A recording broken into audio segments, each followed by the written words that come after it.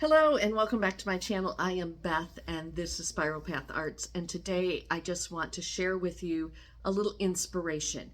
I am not going to show you how to do this or a tutorial because, well, there are a lot of other people who already have done that and they've done it so well that you can watch their videos and learn how to do it and see all the things. But what I'm going to do is just offer a little inspiration and a little background on what I did and how I did it, and some of my helpful tips in addition, without going into full details on how to, but just some helpful tips that I found as I worked on this. So what are we talking about? Well, we're talking about fabric wrapped rope baskets. And this happens to be my favorite one, the biggest one that I made. And I made 3 big ones. So this is one, and it's a big oblong. Started with the oblong base and added handles. So it's a nice big tote. First one actually that I made, this is also slightly oblong, is more of an oval, and then I added the sides, and so it's a nice big oval, almost a bushel basket. Look at this thing, like look how big it is. It's giant. And then the one that Henry is still sleeping in, because you get these baskets out and the cats have to get in them. So I have to move you and show you. There's Henry. And that one is round. The base is round. And the base has got the fabric wrapped cording and not the white base. So, but it's bath time. He was sleeping a minute ago, but he got up because it's thundering and lightning out and he's a little freaked out. Oh, is it time to go back to bed? Okay, buddy. And what started this project was I started making some blanks, these just trivets, plain ones that I'm going to machine embroider. I just haven't got the machine set up for that yet and figured out what designs exactly I'm going to put on these. So I started doing these, and then as happens, I saw something somewhere of like rag rugs made with like in this technique, and I'm like, oh, I want to make some scrappy rag rugs for my house, for my kitchen, or for my sewing room. Not this sewing room, but when I move into the real sewing room. And that was what I thought, oh, I can make just a big version of this trivet or the oblong trivet, wrap random scrappy fabrics around it, and it would go so well with my scrappy string quilt on the bed. That's where my brain went. But then I was like, well, I want to make some baskets. So let's talk about this. Also, I was inspired to do this because, let me grab this. I have this huge spool of this cording. Now, this isn't the same type of cording exactly as what a lot of the tutorials and things will tell you. They'll say get this cotton clothesline cording, which I have some here, from, your hardware store, your Walmart, your quilt shops, etc. And even this is a little stiffer than some of the ones I've seen. I had some here that I made trivets out of last year, that's softer and more flexible, and that works great. But I really like this stuff because it's stiff. We're in the middle of a storm. But I came in possession of this huge spool that was originally 500 yards. And I don't think it was a brand new spool when I got it, but there's hundreds of yards of this on here. And I'm like, what am I ever going to use this all for? So I have it. I want to use it. It's heavy. It's bulky. It takes up a lot of space. And what better way to use it up than to make some rugs or big baskets? So that's some of the inspiration that I had was to do that. And then also I was going through all my bins of random fabric, and I had all of this hand-dyed fabric from when I was experimenting, and I still dye a lot of fabric. I haven't in a minute, but I will again when I use this stuff up. That's the thing. I have so much hand-dyed fabric and I'm not using it up. So, and then also within that, because I was experimenting with color combinations and techniques, I have a bunch that's like in weird colors. And I'm telling you, this shows up much prettier on camera than it is in real life. In real life, this is like a really muddy green, pukey color. And then there were a bunch of other colors that were just either washed out. They just weren't colors that I was going to use. Or they were pieces that I had like yards of. And I'm like, I don't need this much of this navy blue model dye or whatever. So I started ripping it into strips. Okay, so we've talked about the cording, we've talked about the fabric. Let me give you some of my tips and tricks and reasons why I love this project. First of all, I find that about 1 inch approximate strips, and I like to tear them, so they do have the rough edges, but I'm going to tell you that doesn't really show up, and I kind of even like the little raggedy edges that peek out here and there because it's a not messy, but a eclectic kind of rustic look anyway. But if you don't like that, it's really raining now. Go ahead and cut your strips. Some people say use bias strips. If you've got a bunch of bias binding strips left over, use it. But I found you don't need to use bias. It's quicker for me just to go along the selvage edge and cut about every inch and then just sit there and tear and throw it in a basket. And I just threw all these strips into a basket and would randomly grab the next one. And I didn't try to color coordinate or, and so some of them, there might be 2 rounds that are the same color. It doesn't matter. It really, I think the less thought, in my opinion, and the way I work and the look I was going for, the more random, the better. But if you want to plan it all out and have stripes or color coordination or, gradations, go for it. I think there's a lot of ideas you could do. So anyway, I'm talking really fast because I'm afraid I'm going to lose my power. Okay, 1 inch strips, and then how I connect my strips. And again, there are a lot of tutorials that are going to tell you how to start your strip. Some say use a glue stick. I don't. I just overlap it and start wrapping, and it seems to work. You do you. A lot of also will say to, take your new strip and glue it onto your old strip.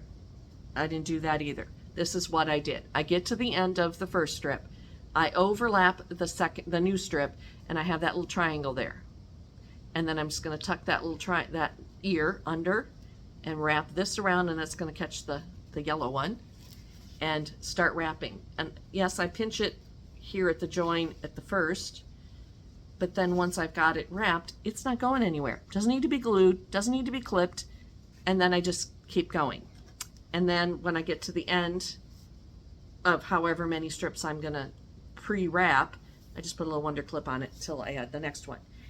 I found about 3 or 4 lengths of fabric, wrapped around the cording was about the perfect amount, but you could go ahead and do yards and yards and yards and rewrap it onto your reel or whatever. You could do the whole basket before you even start. I didn't have, I was like in the moment. I was like, I'm starting this. But you could sit, while listening to a podcast or watching something on TV and just sit there and just wrap and use up all your scraps, and then you could just go and sew. But I didn't. So you do it the way you like to do it. We haven't had rain all summer, and now the last 3 days we've just had buckets coming down. In the spirit of using up what I have and clearing out scraps, I did the same with my thread. I used up a bunch of random bobbins, the random colors, and same with spools of thread. I went through and emptied so many random colors of spools of thread. That's how I did it, because I wanted to empty these things and get them gone. But if you want yours to be really color coordinated, or you want the thread to kind of disappear, find a good neutral, a gray, a beige, something like that. If you're doing these and you don't want the thread to be obvious, get a matching ivory thread or off-white thread or what have you, And because these are going to be embroidered on, I wanted these to be a neutral background. So, but whatever you decide for your bobbin thread, make sure you have a bunch of bobbins. My machine takes these really big bobbins, you know, and I think they hold about 2.5 times as much thread as a standard machine bobbin. And I think I used about 2 per basket. So wind up a bunch of bobbins. Save yourself the headache of having to stop and wind bobbins. Keep in mind that the outside of your basket is going to be your bobbin thread and the inside of your basket is going to be your needle thread. So if you really care about what the outside of the basket looks like thread-wise, then you'll want to pay attention to your bobbin thread. Again, I didn't care, and I just wanted it to be all colors, and honestly, can you really tell that I switched bobbin threads a couple times on this one, and they're everything from a gray to pink. Yeah, mainly gray and pink on this one, but some of them have like a tan, some of them, yeah. So as long as it's kind of in the same mid-tone as your fabrics, or if you're doing all dark fabrics, they're all dark, it'll blend in, trust me. Okay, we talked about that. The last thing, the last supply that you're going to really need to pay attention to are your machine needles. And I found, I mean, ultimately, a jeans needle, top stitch needle, a sharp needle in about a 80 at the smallest to a 90 is probably your best bet. But I broke so many needles, and I'll talk about how to avoid that here in a second, on the first basket, that I ran out of jeans needles. So I ended up just using, because I have a plethora of random universal needles, and I found that they worked fine. But you've got to make sure they're strong enough to go through. Also, pay attention to when they might be getting dull. And you should be able to tell when your needle is getting dull. One, it's going to sound different. It's going to make like a sound, a popping sound as it goes through the cord. Also, you might notice some skip stitches, and that means it's not getting through in time to catch the bobbin thread. So just pay attention, and if it starts to skip stitches or make a funny sound, you can hear the needle going through the fabric, it's time to change out your needle. Again, what I did at some point was I had like this little magnetic tray on my sewing machine table over here, and when I switch out sewing machine needles, if it's not like a dull needle, but it's the wrong needle for the project that I'm working on, I will just take it out of the machine and set it over there, and then I forget what it is. So I used up all of those random needles, and what I did was I had a piece here of quilting cotton, and I folded it like 3 or 4 times, and I tried to poke the needle through it, and it's, you know, pretty densely woven fabric. And if it easily went through this fabric, this little packet of fabric, without, you know, too much hesitation, I was like, it'll work. And I put it in the machine, and it worked. And I used up a bunch of random, partially used needles that way. And if it didn't go through, then I was like, oh, that's probably a knit needle, a jersey needle, a ballpoint needle. And it's not going through because it's not designed to go through that kind of fabric. So that was needles. How to avoid breaking your needles? Well, first of all, slow down. Take your time. That's the number one thing. And related to that is let the machine do the work. Don't manhandle, and it's going to be tempting because this is a big thing that's going through your machine, right? And it's going to want to fall over, and it's, you know, and all the things. And prop it up. I usually put something heavy behind it on my machine bed, but just let the machine work its way through. Don't force it. Don't let it bend or, you know, turn like any which way, because that's going to bend your needle. And once your needle is bent, it's more likely to hit the foot or the stitch plate or something, and then it's going to break. If it breaks, just take a deep breath. Sometimes you'll have to turn your machine off because it might like freak out like it's jammed. take the broken needle out, take the piece out from under there, cut your threads, take your bobbin out, clean out the bobbin area if you have one that's got the bobbin race that comes out. Make sure there's no broken pieces of needle down in there. Clean everything out, put a new needle in, put your bobbin back in, take a deep breath, and start again. It's not the end of the world, and make sure there's no like little bits of broken needle in your cording either, which is usually where I find the tip of the needle. And then just get some pliers or tweezers and make sure you get it out of there. And then safely dispose of it so nobody gets hurt. But just slowing down, not manhandling the piece as it goes. Let the machine feed it and do the work.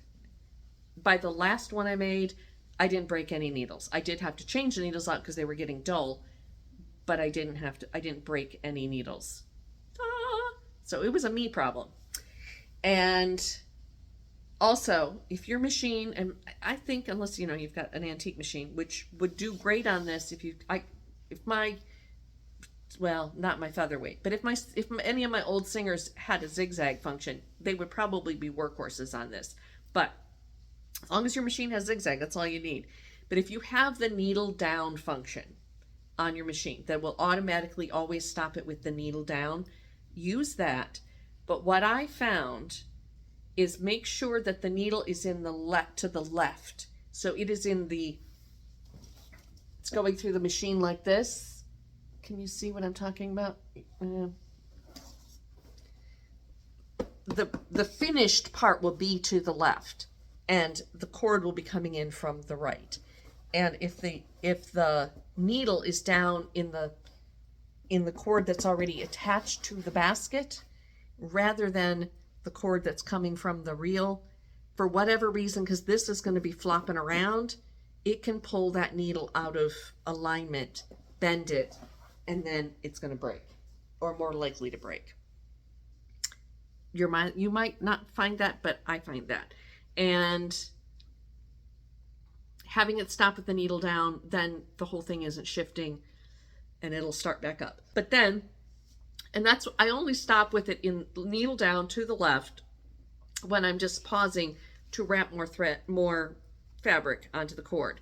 But if I'm stopping for the day, or I'm stopping to go get a glass of iced tea, or taking a bit of a break, then I take the whole project out and cut the threads, but you can start back up where you left off. Just overlap by a couple inches with your zigzag and keep going.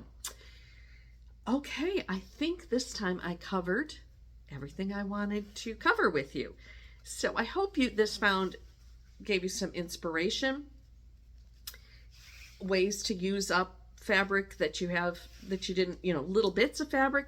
That's what's in this basket right here. A bunch of strips of fabric. Some of them are wider than I need. I'm going to cut them in half.